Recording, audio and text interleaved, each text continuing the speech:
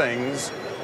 What about overbought things? I don't know enough about biotechs. I tell the investor out there watching us right now, look at the euro-dollar futures curve, because that tells us so much about the direction of rates and where we've been over the last month. So in mid-September, and this predicts the first Fed rate hike for a euro-dollar futures curve. But in mid-September, we were out at June. And then on October 15th, during that debacle, we were all the way out to September. Right. Now the euro-dollar futures are predicting the first Fed rate hike in July. All right. So that'll tell you where the market's going. We have that on video. We'll see what happens at that point. Thank you both.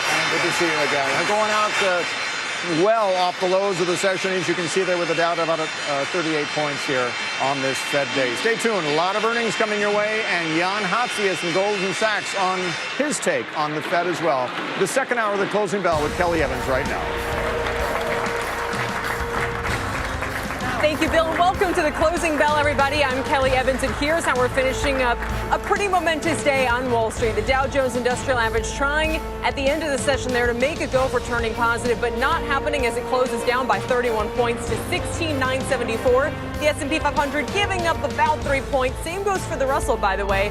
That index off slightly after a strong performance yesterday. The NASDAQ lower by about 15 points. Facebook's performance certainly not helping there. Let's bring in our panel now to talk about all of this. Reaction now from CNBC contributors Stephanie Link, Chris Whalen from Kroll Bond Rating Agency, our very own Kayla Tausche, and Shark Tank investor Kevin O'Leary. Guy Adami is also going to join us shortly. Welcome, one and all. Stephanie, so this is it. What did you think of the market's reaction today? Pretty impressive, right? Given what we learned today. I'm glad that they said that they're basically going to remain data dependent, so that's kind of consistent. But they upgraded the job market a bit. They upgraded the inflation or lack of deflation a little bit.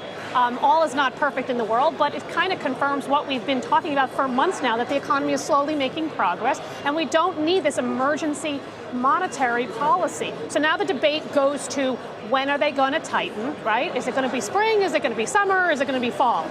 That's the debate, and we're going to have to wait and see about the information. But I think most importantly, it turns the conversation to earnings as well, right? And earnings have been really good. We're running at about 9.5% earnings growth and 5% revenue growth. That's pretty good. Chris? Well, I think it's interesting how the Fed is managing the schizophrenia on Wall Street, because on the one hand, you have the equity guys who'd like a little more ease. On the other hand, you have the bond market that's convinced himself the rates are going up, right? We just saw the bloodshed a couple weeks ago from all the trades that were on expecting higher rates. Not going to happen. So it's easy for the Fed in a way.